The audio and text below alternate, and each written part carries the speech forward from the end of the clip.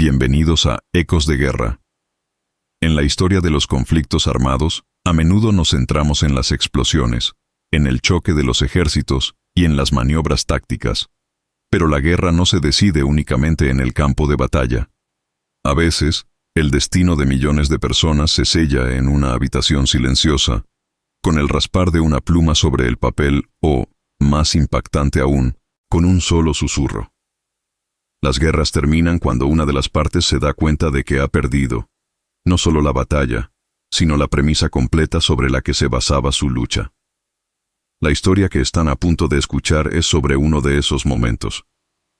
No es sobre una carga de caballería ni sobre un asalto a una playa. Es sobre el momento en que un imperio entero, construido sobre el honor, la tradición y una voluntad de hierro, se enfrentó a una realidad tan abrumadora que rompió su espíritu. Esta es la historia de un traductor, un hombre atrapado entre dos mundos, que se convirtió en el único testigo de la frase exacta en que la Segunda Guerra Mundial realmente terminó en la mente del enemigo. En Ecos de Guerra, creemos que las historias más poderosas se encuentran en estos momentos de profunda realización humana.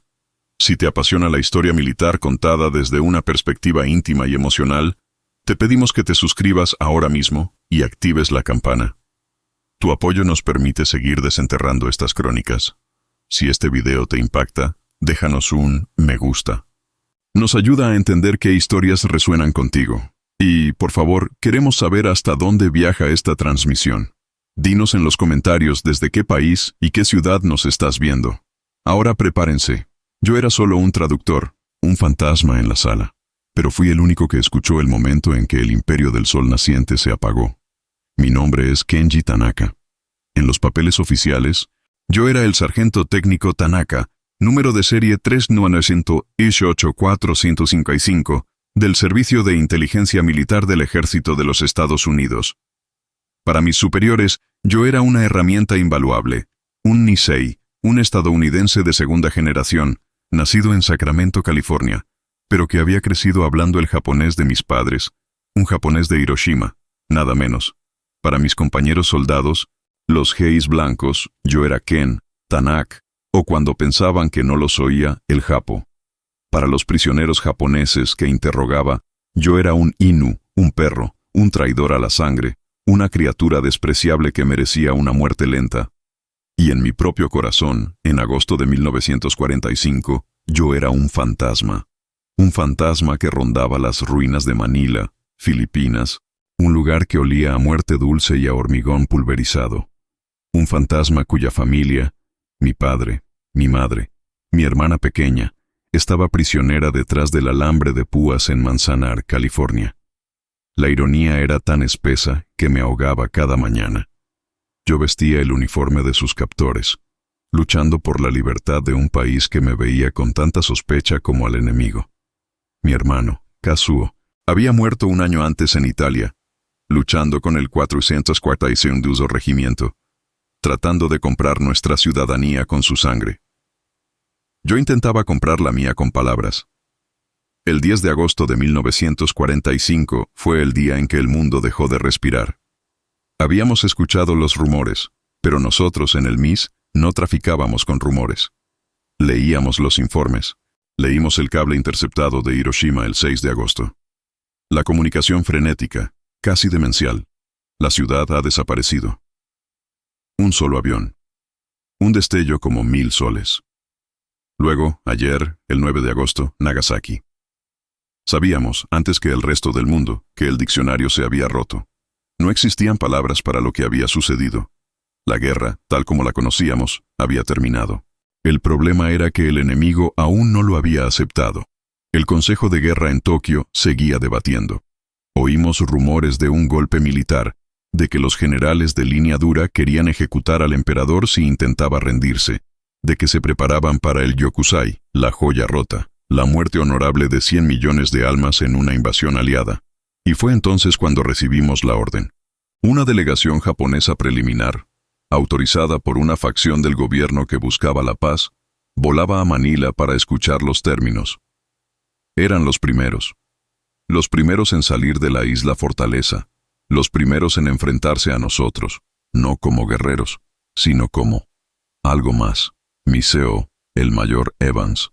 Un hombre de Texas que me trataba con la misma distancia profesional con la que trataba a su máquina de escribir, me llamó a su oficina improvisada en el ayuntamiento en ruinas.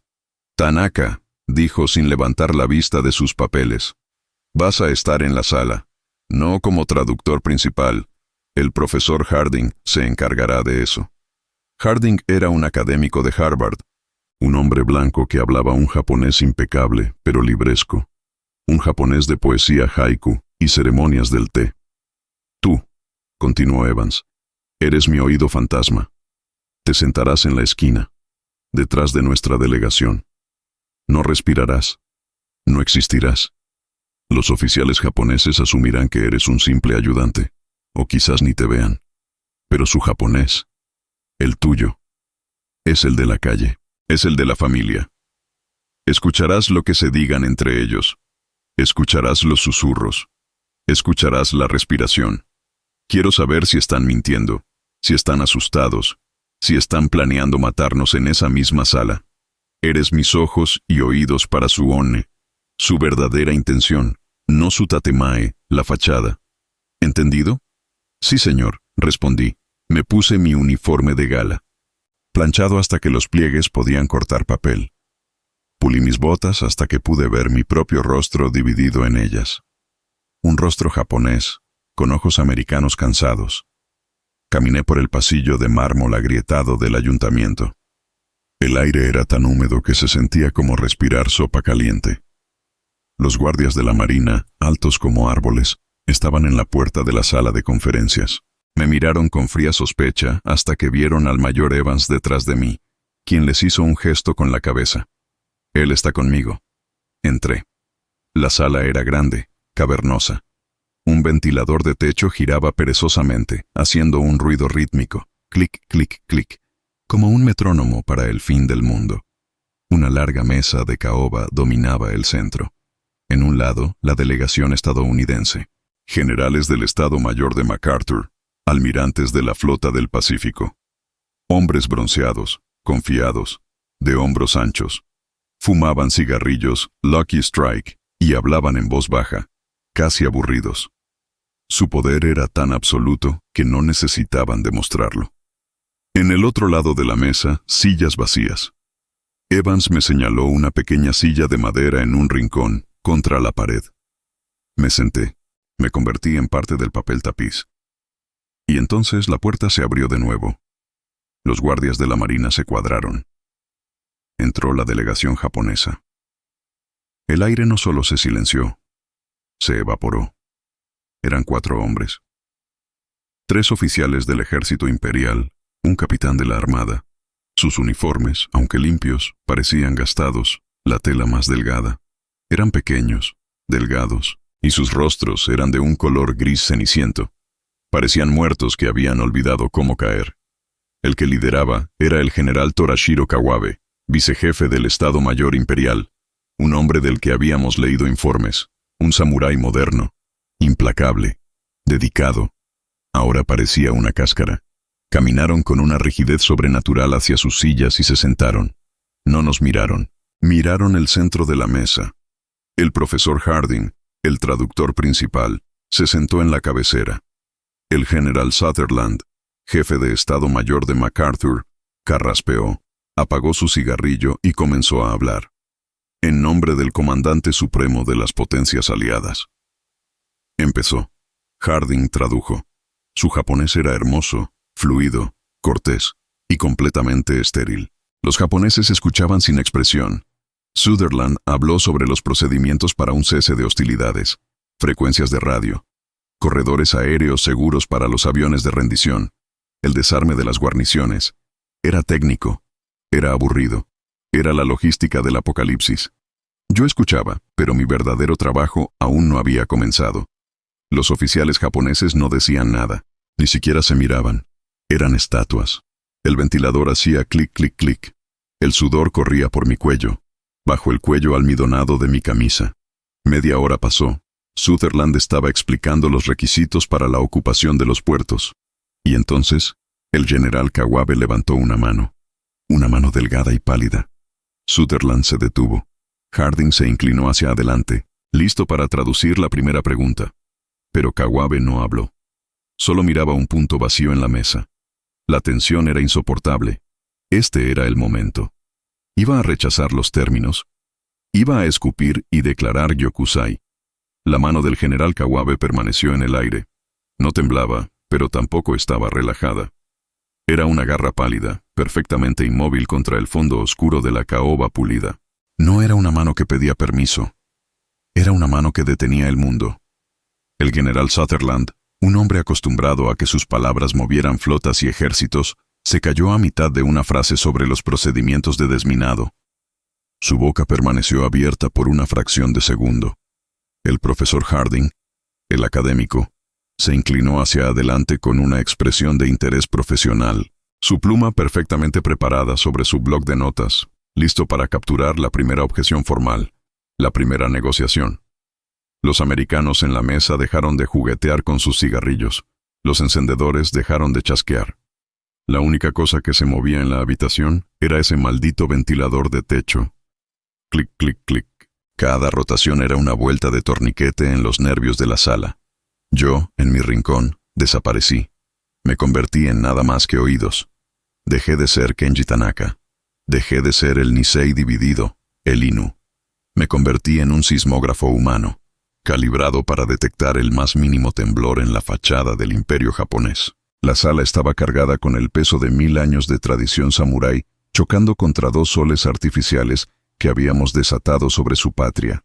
Y yo era el único allí, el único, que entendía ambos idiomas, no solo las palabras, sino la música cultural detrás de ellas.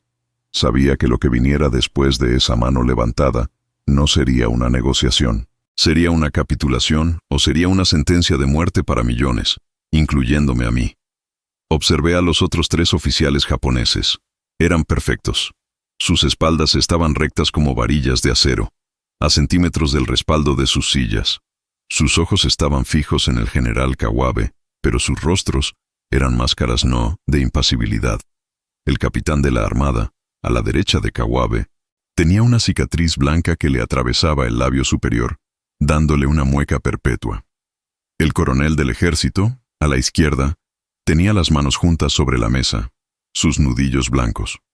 No se movían. No respiraban. Eran la encarnación del gaman, la resistencia estoica. Para Harding parecerían disciplinados. Para mí, parecían hombres tratando de evitar que sus propios esqueletos se derrumbaran dentro de su piel. Estaban aterrorizados, pero su terror estaba tan profundamente arraigado y controlado que era invisible para los ojos occidentales. Los americanos en la mesa intercambiaron miradas rápidas. Vi al almirante Nimitz, o a alguien que se le parecía, levantar una ceja hacia Sutherland. Su confianza de conquistadores se había visto brevemente interrumpida por la curiosidad. ¿Qué era esto? ¿Un truco? ¿Un último acto de desafío desafiante? No entendían el silencio japonés. Para ellos, el silencio era un vacío que había que llenar. Para los hombres frente a ellos, el silencio era donde ocurría la verdadera comunicación. El general Kawabe finalmente bajó la mano. Lentamente, la colocó sobre la mesa, encima de un juego de papeles que había traído.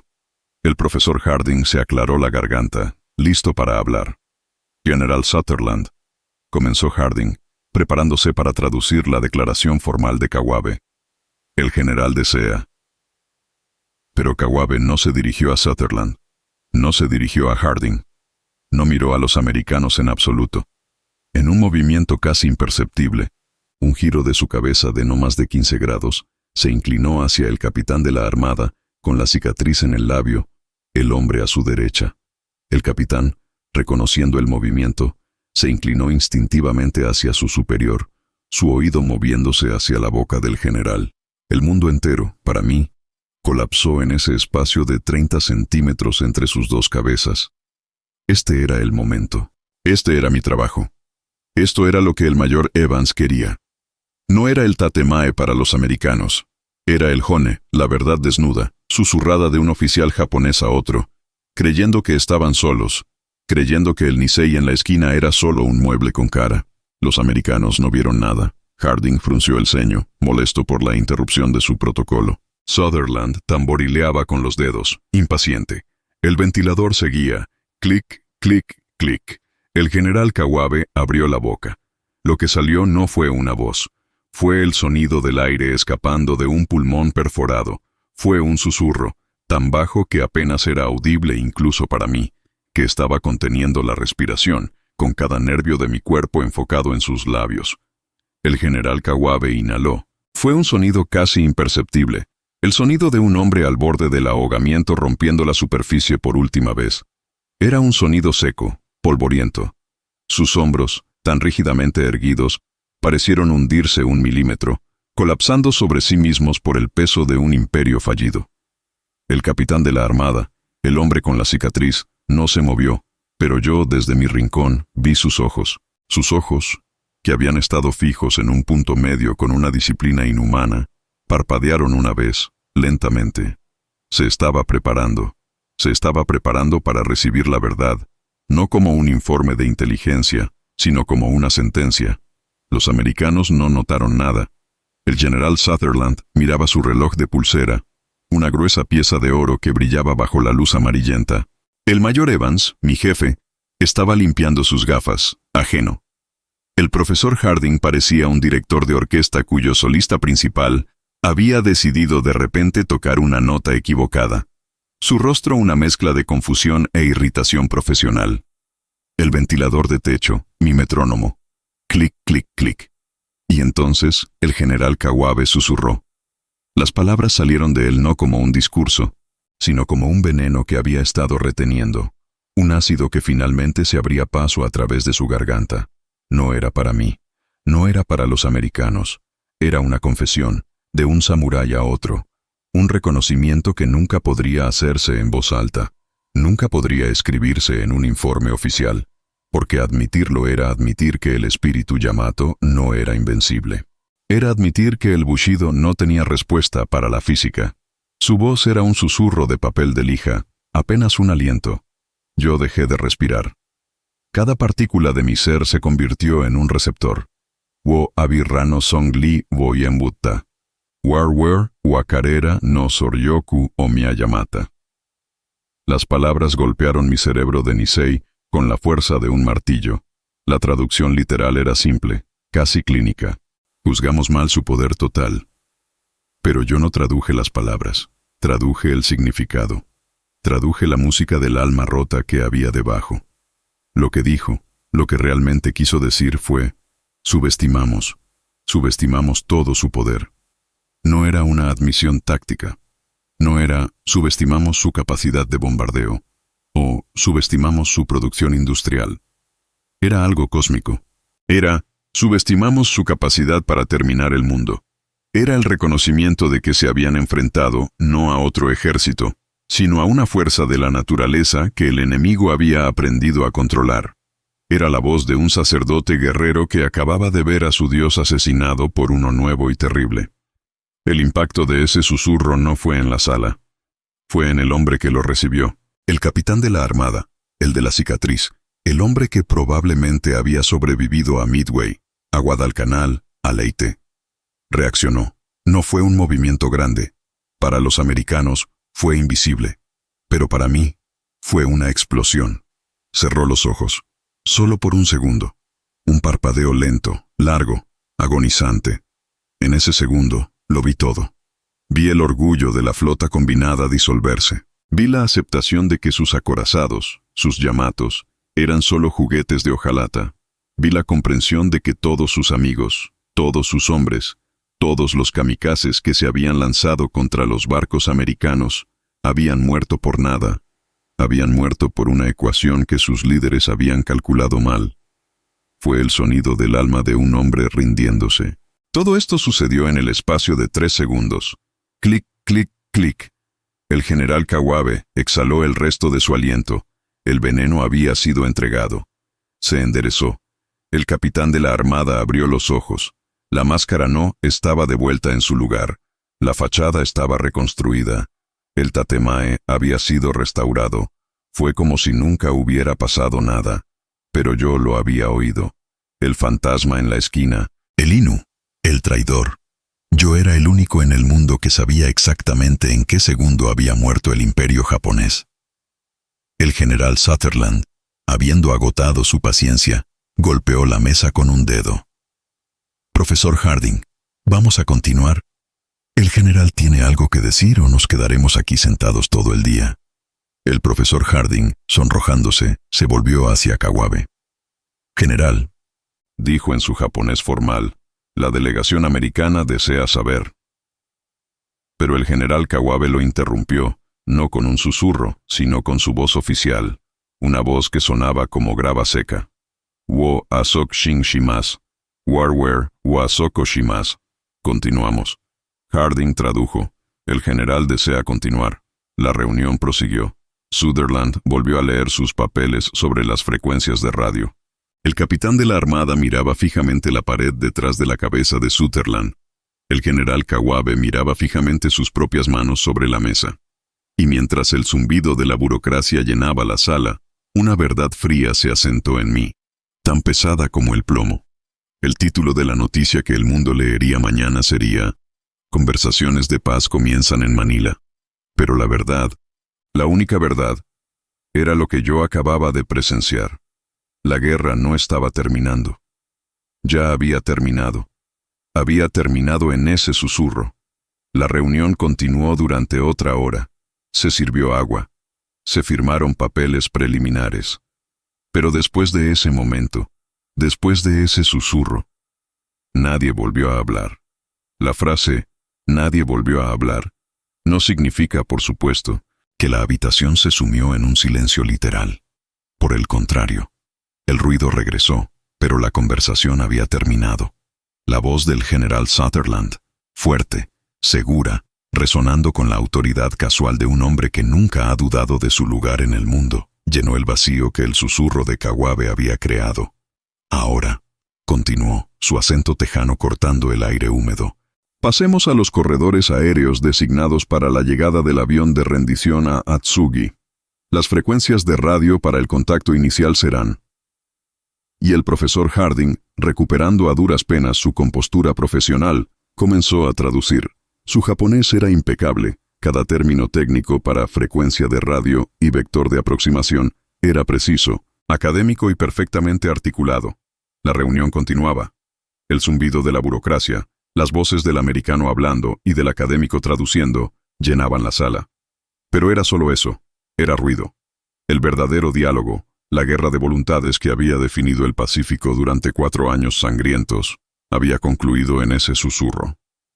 Lo que estábamos presenciando ahora era la autopsia. Era la lectura de los términos de una hipoteca sobre una casa que ya se había quemado hasta los cimientos. El clic, clic, clic del ventilador de techo, que antes había sido un metrónomo de tensión, era ahora el sonido de un reloj midiendo el tiempo en un mundo que ya se había acabado. Nadie volvió a hablar. Significaba que la delegación japonesa había muerto espiritualmente en esa sala. El general Kawabe y sus 3 subordinados se convirtieron en estatuas de cera. Seguían sentados erguidos, con una rigidez que era una parodia grotesca de la disciplina militar. Pero sus ojos estaban muertos.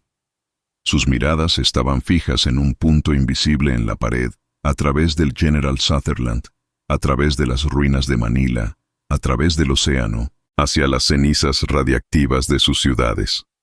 Harding traducía las instrucciones sobre el desmantelamiento de las bases navales, y ellos asentían. Un leve, casi imperceptible, movimiento de la cabeza. Ay. Sí. Ay. La palabra que significaba deber. La palabra que significaba obediencia. Pero era un sí, hueco.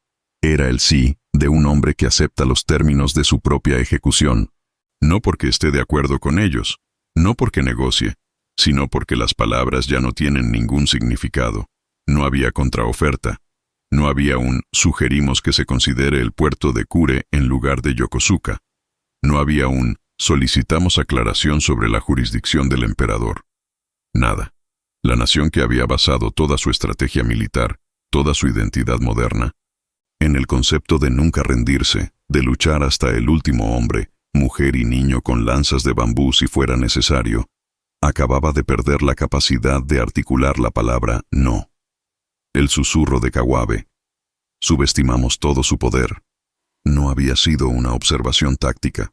Había sido el epitafio de su voluntad colectiva. Y ahora, el capitán de la armada con la cicatriz, el hombre que había cerrado los ojos, el hombre que había recibido esa confesión como un sacerdote, recibe el pecado mortal de un moribundo, simplemente existía. Había aceptado la verdad, y la verdad era que no estaban allí para negociar la paz. Estaban allí para recibir instrucciones sobre cómo ser ocupados. Era como si el susurro hubiera sido un agente neurotóxico que paralizaba selectivamente los centros superiores del habla, la estrategia y la voluntad, dejando solo las funciones motoras básicas. Podían oír. Podían procesar órdenes simples. Pero la capacidad de formar un pensamiento independiente, una objeción, un acto de desafío, se había evaporado. Había sido succionada de ellos, dejando solo una cáscara de uniforme y deber. Los americanos en la sala, por supuesto, sintieron este cambio, pero lo malinterpretaron por completo. Lo vieron como la arrogancia natural del vencedor ve la sumisión. Para ellos, los japos, finalmente habían entendido la razón. Finalmente habían entendido quién mandaba. Vi al general Sutherland relajarse visiblemente. La tensión en sus hombros anchos desapareció. Incluso compartió una breve broma en voz baja con el almirante a su lado, algo sobre la calidad del café de Manila, y el almirante soltó una risa corta y controlada. Creyeron que habían ganado la discusión. Creyeron que su presentación lógica e impecable, respaldada por la amenaza implícita de más bombas atómicas, había forzado la sumisión. No tenían ni la más remota idea. No entendieron que la guerra no se había ganado por la lógica de esa presentación, sino por el horror cósmico, casi teológico, que había sido revelado 2 veces en 3 días. No sabían que no estaban hablando con soldados o diplomáticos, sino con los aterrorizados supervivientes de un apocalipsis divino. No estaban negociando con un enemigo derrotado. Estaban dándole órdenes a los fantasmas. El profesor Harding continuaba con su traducción, pero yo, que también era un hombre de lenguaje, vi una nueva tensión en él.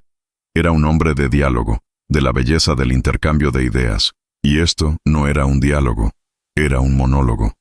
Harding hacía una pausa, esperando instintivamente una respuesta, una pregunta, una aclaración, cualquier cosa que indicara que la otra parte estaba participando, y todo lo que recibía era «Hi». El silencio, la pasividad. Empezó a traducir más rápido, casi con ansiedad, como si el silencio y la aquiescencia total de sus interlocutores lo estuvieran poniendo nervioso. Se estaba dando cuenta de que estaba traduciendo para un vacío. Y yo, el fantasma en la esquina, me convertí en el único guardián de un secreto terrible. El secreto de que la rendición de Japón no fue una decisión estratégica calculada, como el mundo creería. No fue la sabia decisión del emperador de soportar lo insoportable. Fue un colapso espiritual total e instantáneo. Fue la admisión, susurrada de un hombre a otro, de que sus dioses estaban muertos, y que nuevos dioses, forjados en plutonio, ahora caminaban sobre la tierra. El «nadie volvió a hablar» también se aplicaba a mí. Mi trabajo como oído fantasma había terminado en el instante en que se pronunció el susurro.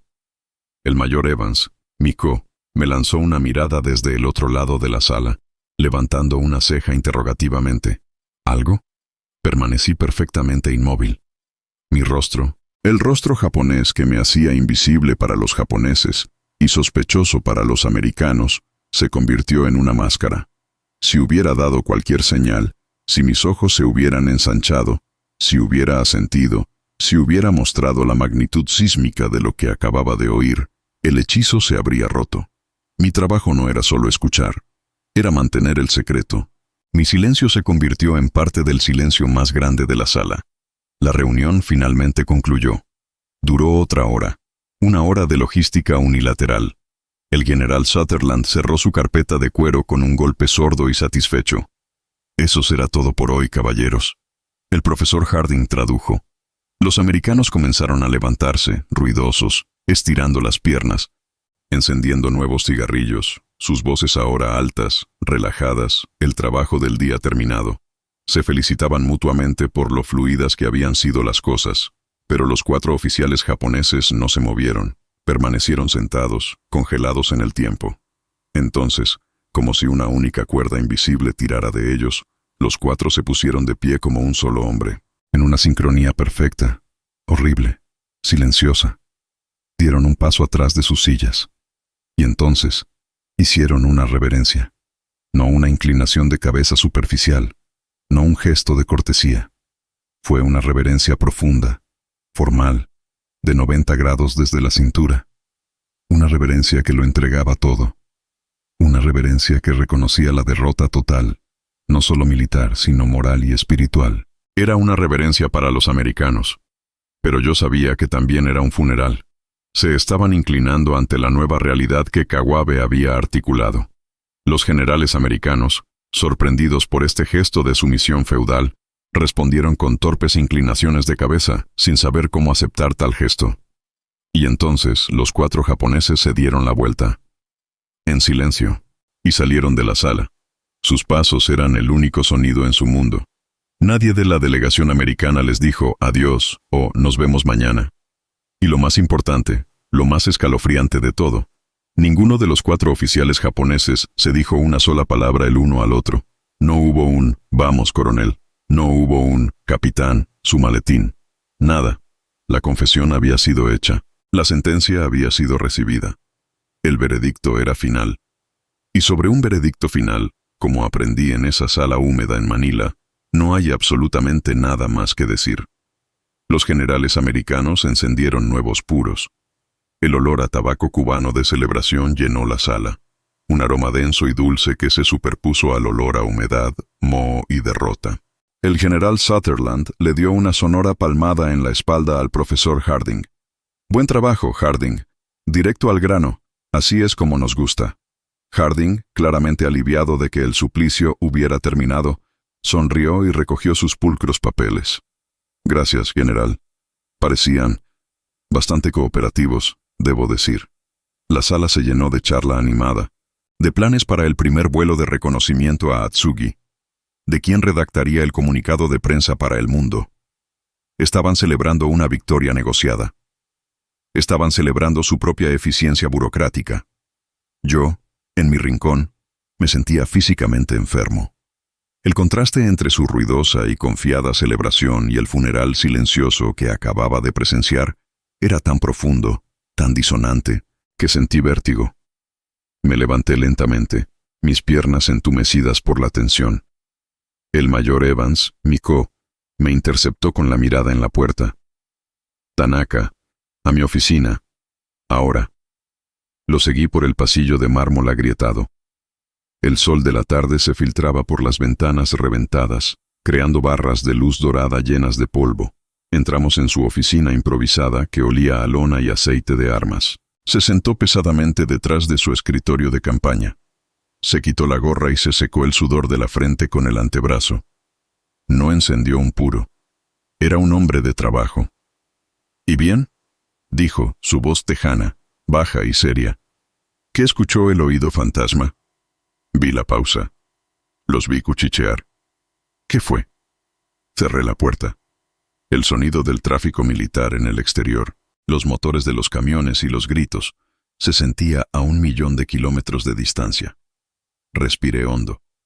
¿Cómo, exactamente, se traducía el fin de un mundo? ¿Cómo le informaba yo de un colapso espiritual a un hombre que pensaba en términos de logística, líneas de suministro y recuento de cuerpos? «Señor», comencé, mi voz sonando extraña, áspera, incluso para mis propios oídos. En el momento en que el general Sutherland discutía los procedimientos de desminado, el general Kawabe hizo una pausa. Evans asintió, impaciente. «Vi eso». «¿Qué dijo?» «No se dirigió a nuestra delegación, señor. Se volvió hacia el capitán de la armada, el hombre de la cicatriz, y le susurró». Evans se inclinó hacia adelante sobre el escritorio, sus ojos azul claro, penetrantes, fijos en los míos. «¿Qué, Tanaka?». Las palabras exactas. Tuve una fracción de segundo para decidir. Podía darle la traducción literal, la del diccionario, la que Harding habría dado.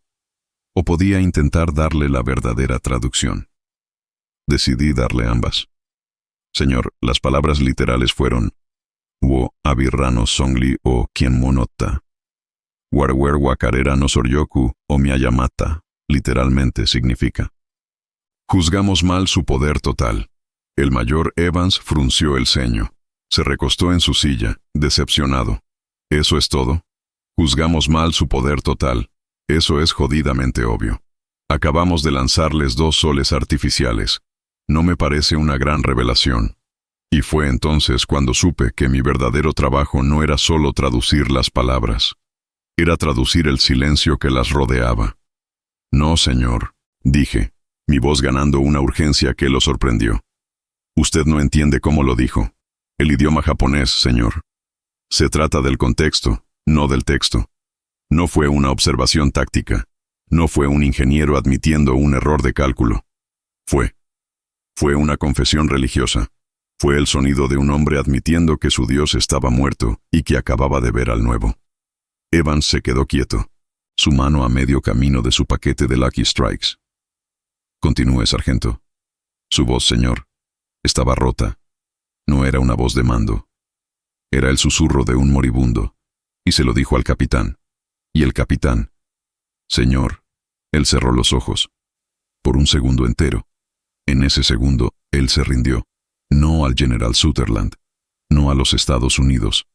Se rindió a esa frase. En ese preciso instante, la guerra terminó para ellos.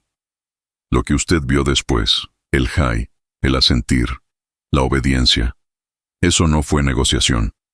Eso fue solo un espasmo muscular. Eran cadáveres sentados en sillas. Su espíritu había abandonado la sala. Estaban quebrados. Me quedé allí de pie, temblando ligeramente por la intensidad de mi propia revelación. El mayor Evans me miró fijamente durante un largo, largo tiempo. Ya no estaba mirando al japo, no estaba mirando al intérprete, estaba mirando a su herramienta, su arma secreta, y comprendiendo exactamente lo que le había traído. No sonrió, simplemente asintió muy lentamente. El profesor Harding no escuchó nada de esto, ¿verdad? No, señor, respondí. Estaba demasiado lejos, y estaba demasiado ocupado preparándose para traducir la pregunta formal que nunca llegó. Ellos no querían que él escuchara, y no sabían que yo existía. Evans finalmente sacó el cigarrillo y lo golpeó contra el escritorio. En su informe oficial, Tanaka, usted escribirá la traducción literal. Juzgamos mal su poder total. No quiero nada de su poesía religiosa en el informe, solo los hechos. ¿Entendido? Sí, señor. Pero lo que me acaba de decir ahora, continuó, encendiendo el cigarrillo e inhalando profundamente, el humo arremolinándose en los rayos de luz polvorienta. Eso se queda entre usted, yo y esta maldita sala. Y eso es exactamente lo que el general MacArthur va a escuchar de mí. Que están quebrados. No es una trampa. No es un engaño. Están quebrados. Y es por eso que podemos exigir todo. No van a rechistar. No pueden, señor. Susurré. Ya no queda nada con qué rechistar. Él asintió. Está despedido, sargento. Salí de la oficina y volví a la luz cegadora de la tarde en Manila. Las semanas siguientes fueron un borrón surrealista. El mundo observó la firma formal en la cubierta del USS Missouri, el 2 de septiembre. Vi las fotografías en el periódico Stars and Stripes. Vi al general MacArthur con su pipa de mazorca. Vi a los diplomáticos de sombrero de copa. Vi al ministro de Asuntos Exteriores Shigemitsu cojeando hacia la mesa para firmar el instrumento de rendición. Fue un gran teatro. Un espectáculo magnífico para la historia, para las cámaras, para los libros de texto. Pero yo sabía la verdad. La guerra no terminó en la cubierta del Missouri, bajo un cielo azul brillante. La guerra terminó en una habitación húmeda y maloliente, en un ayuntamiento bombardeado en Manila, con el sonido de un ventilador de techo haciendo clic, clic, clic. No terminó con la firma de un tratado. Terminó con un susurro de 5 palabras que confesaba un error cósmico. Regresé a casa en 1946. Saqué a mis padres de Manzanar. Mi hermana se casó con un veterano del 446 o un hombre que, como mi hermano Kazuo, Había comprado su ciudadanía con sangre. Yo había comprado la mía con palabras. Intenté ser americano. Intenté ser Kenji Tanaka, de Sacramento. Pero el fantasma en la esquina nunca me abandonó. Tuve una buena vida. Tuve hijos. Tuve una carrera como profesor de historia, irónicamente. Pero nunca enseñé lo que realmente sucedió ese día. ¿Cómo podría explicarles a mis estudiantes, nacidos en la seguridad y prosperidad de la posguerra, que había sido la única persona en el mundo en escuchar el momento exacto en que un imperio de 1000 años cometió suicidio espiritual? Mi informe oficial yace en algún lugar de los archivos nacionales. Una nota a pie de página olvidada en un mar de burocracia. El general Kawabe le susurró a su ayudante: juzgamos mal su poder total. Es preciso, es literal, y es completamente inútil. No captura el aire siendo succionado de la habitación. No captura el sonido de los ojos del capitán al cerrarse. No captura el sonido del silencio que vino después, el silencio más profundo y ruidoso que he escuchado en mi vida. El silencio ensordecedor de un mundo terminando y otro comenzando. Yo era un traductor, y guardé la traducción más importante de mi vida para mí mismo.